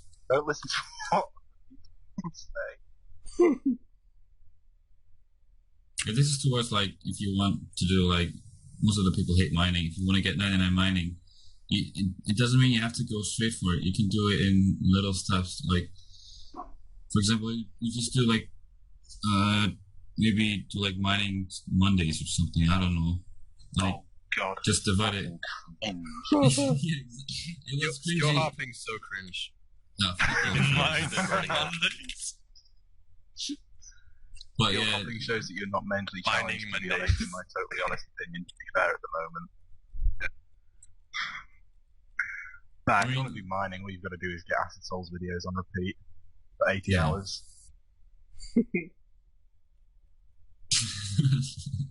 Not even joking. Alright.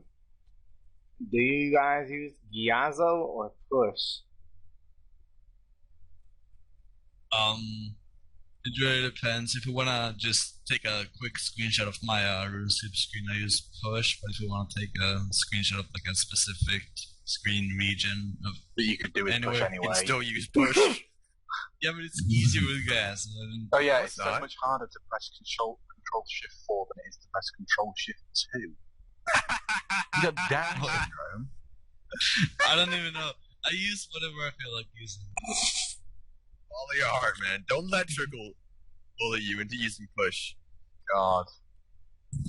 I gotta say, like, for with Push you can easily scroll back into your images, which is kind of nice. But with Kayazo, I have like a shortcut right here. Just press the button and I can take a screenshot.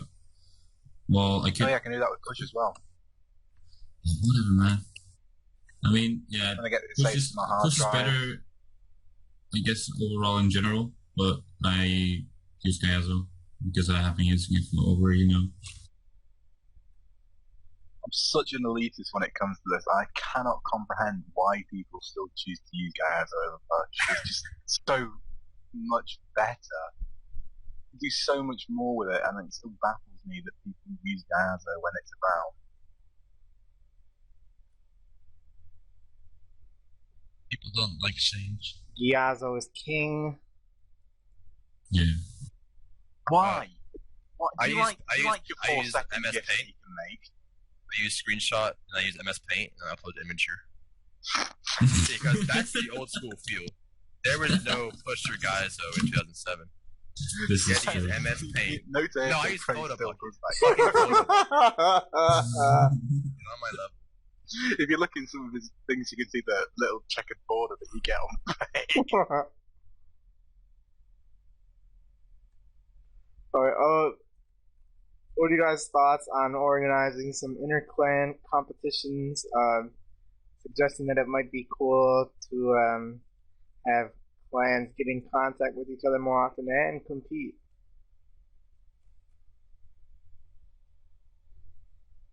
Matt? Oh wait, that's organizing some interclan competitions. I guess yeah.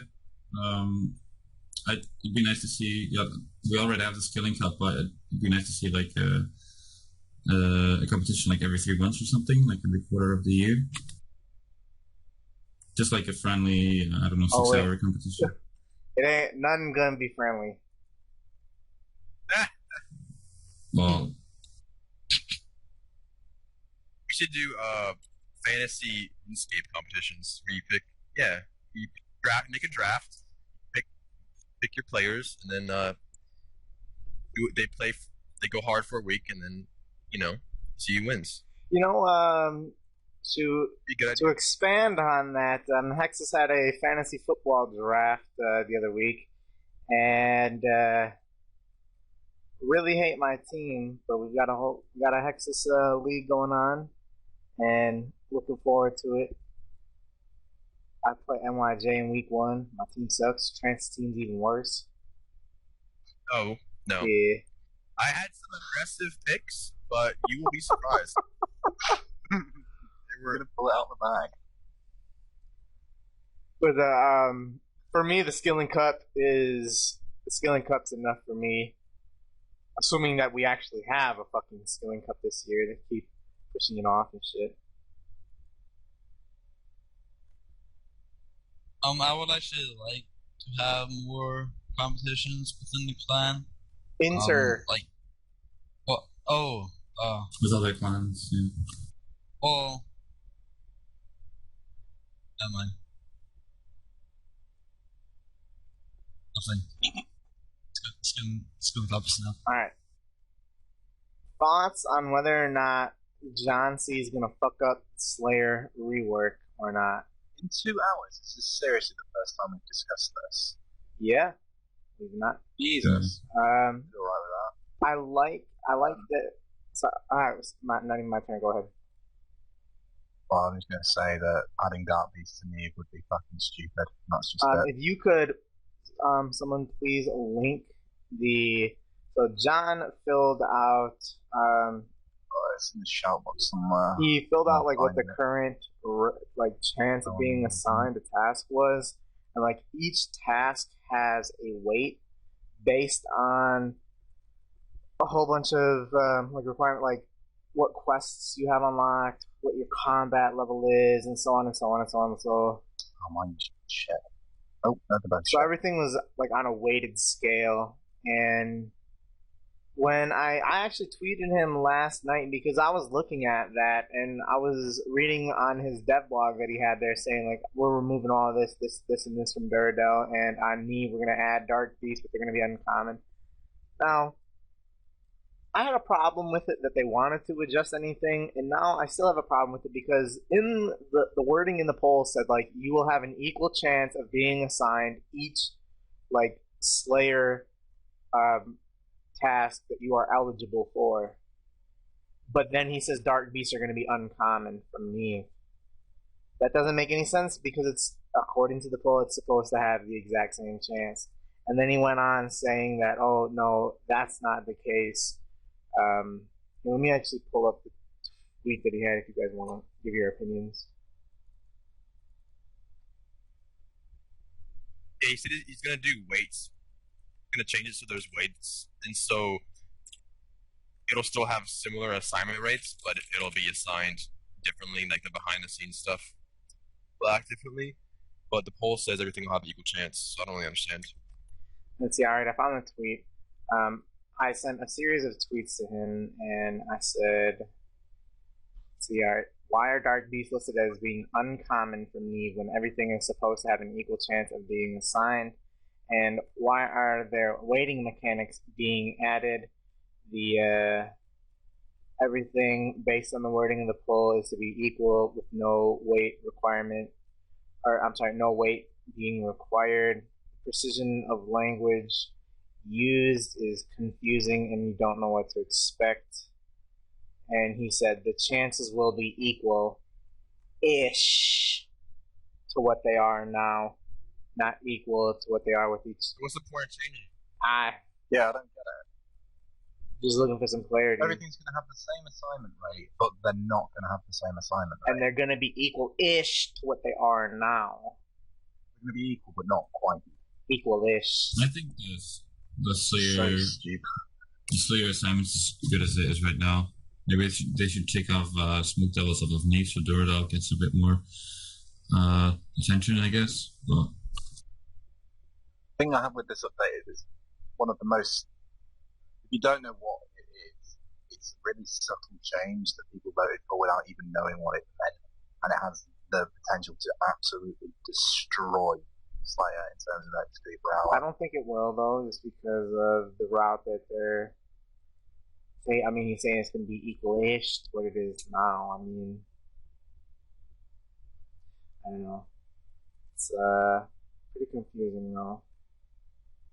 Is John C. being inconsistent with his word choices? He's being inconsistent with what the players voted on in the poll. That's not what the players voted for. But I don't know, I mean, that's coming up this Thursday, so I guess we will wait and see. I hope that he releases so on the dev blog that he had there, I hope he releases a similar document to that, saying what, like, the new weights for everything are. Because that would be great, because then you'd be able to figure out, like, what are the chances of actually being assigned this, and that. Not just leave it up to a mystery. well, guys, I have one more question for you guys. It was also on the recent Q&A. What are your thoughts on the Zulrah skill, hunting or fishing? Can you elaborate a little more? Like, you have to, like a Neil Hunter method, where you would hunt snakelings, and you would get Zulrah skills in return. So that would, the prices would crash, and you'd have a lot more supply for bulk pipes and all that shit. Or you would have to, like, fish, basically barbarian fishing, but then barehanded. And well, I guess it's a good idea, but like for fishing, you would get a fish, you have to cut it open for Zulrah skills, like it is with the barbarian fishing. I don't think it sounds like a terrible idea given the price of Zulrah scales, but why are they so much? Because everyone needs to use them. No one gives a shit about the items because they don't degrade. The scales degrade, and every one of like the Zulrah items are best in slot for whatever the fuck you want. Did they ever have that thing where you could use a chisel on the item? And they pulled it and it failed. I think it failed at like 71%-ish. That's applies for a lot of things with Zulrah, though. I think they should have learned that by now. How did something like that fail? That's fine. Because a lot of people have a lot of scales banked and price crash.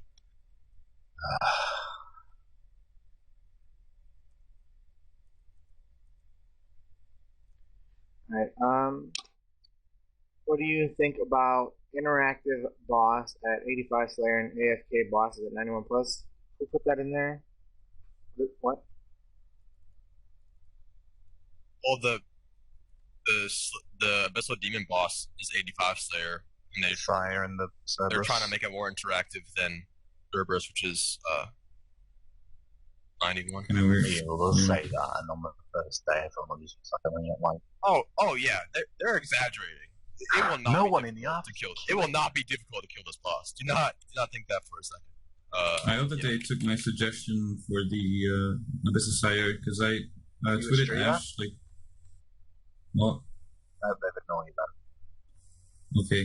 Well, I tweeted Ash like 2 months ago about the Abyssal Sire boss. That it would be nice to see the Teleblock spell being effective on the Abyssal Sire, because of the Abyssal Demons, they teleport around.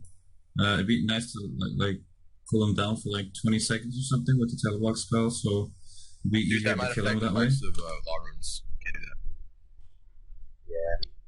But an arcane might be good for the boss. There are like a million fucking Law Runes coming in the game due to Zulrah. No, you gotta use the abyssal bracelet, guys. The enchanted diamond bracelet that protects you when you enter the abyss. That will be required. That will be required for the abyssal sire. You heard it here Buy first. diamonds. Everybody tweet Mod Ash. Let's get this happening. I have 10,000 in the banks. Panic buy. Panic buy. Ready, panic buy.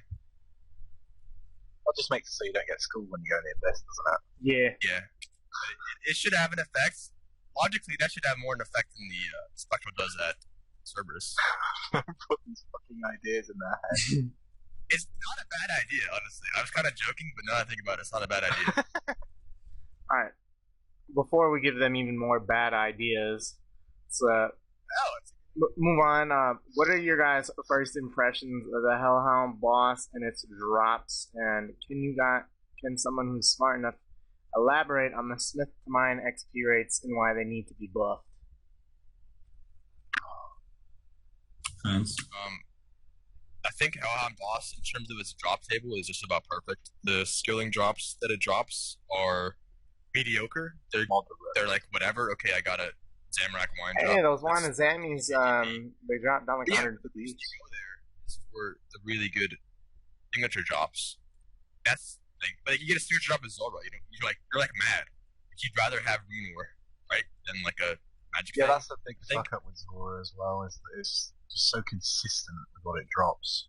Yeah. Whereas this is more subtle. Okay, Zulrah, you get excited every kill, but at Cerberus, you you make a fuck ton.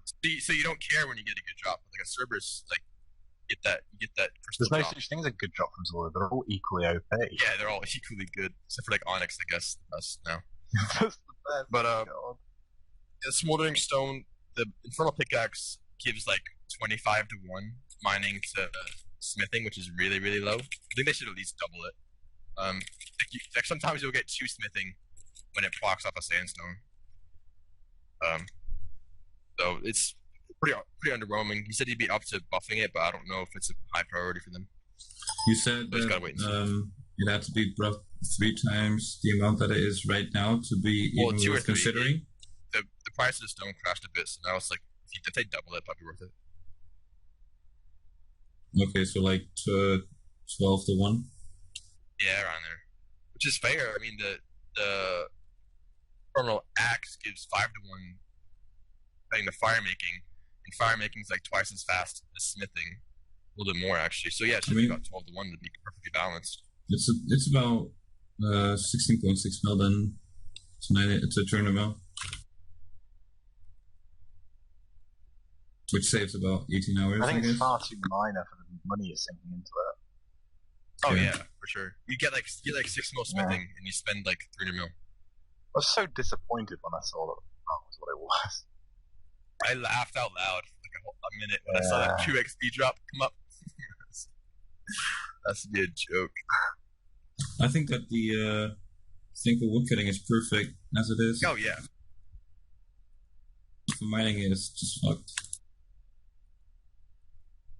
But yeah, I saw a video of some guy who killed 650 Cerberus bosses, and he put them in a price tag. Had like 65 or 70 mil from 650, and if you like take out the sharks and the prey pots, it's like, I don't know, 85k per kill.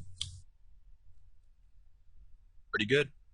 The thing about that is 85k per kill, but the drops don't cause inflation like Zulrah. Like the Rune outdoor drop is hella inflation. Like Lord of the Crystal doesn't alch for anything. Nobody's ever gonna alch it. Yeah, perfectly, I think it's perfectly balanced. Like raw GP into the game. Yep. I like it. I think it's been. I think it drops like 6 battle stags. Yeah, 6. Yeah. That's fine. That's good. What do you guys think about the Wyvern drop? What do you guys think about the price of the items right now? I mean, the Smoldering Stone has pretty much settled in at what it'll probably be rather quickly, but you see things like the Primordial Boots are pretty fucking high for that one. So 18 mil, right? In the vicinity. You know, like. I mean, does it really matter if it's a one-time purchase for the boots? Yeah. May as well wait, because they'll probably go down a bit. With the price of boots, it should be the best in slots. It can come at quite a high price. Yeah. Yeah, but it's the Ranger boots that make them so fucking expensive. Yeah. Well, these are better than slot in general. Yeah. But I mean, One thing I do want like, to say though is everything seems really common. yeah. I think it's when a wine. But maybe that's because you are killing. I think what was it? 256 the drop rate for the crystals or something, and like There's the 3 average of them, task. so yeah. Yeah, so the average task is like crystals, 4 really. unique drops. Even if they're like 1 and 2d6 each, you get like 1 every 60 Yeah, kills. that's why they seem more consistent. Might be like 4 and 512. Like no. 1 and 128. I don't know how it would work. It might be 128. I wouldn't be surprised. Yeah. Do you think what price do you think this shit's gonna end up settling down to in like a couple weeks? I have no idea. I won't be able to predict it. Well, anyone else have any last burning topics that they want to talk about before we head off? No. Can't think of anything. All right. I'll message you. Just thinking. Well, I'll give you guys a nice little sign off here. The next Hex podcast will be. Shit, let me pull up the calendar here. It should be September 19th or probably September 19th. I'll make an announcement. Oh yeah, I'll make an announcement a couple days before we do that. But there's gonna be a lot happening in between now and then. This is our first podcast. I think we've done on a Friday, but this is a good podcast. 2 hours. Next one's gonna be 2 weeks, and What? 2 weeks long? Oh yeah. Let's however many hours that is, but I want to thank you all for tuning in and watching this. If you watching the YouTube video of it, feel free to please submit a topic and it'll be entered into a drawing for OS Buddy Pro. And Trance, can you give out our last sponsor commercial? The Hexis podcast is proudly brought to you in part by OS Buddy. Remember, there's no better buddy than OS Buddy. See you next time. Oh shit, I started linking the wrong shit. Alright, we'll see you guys later.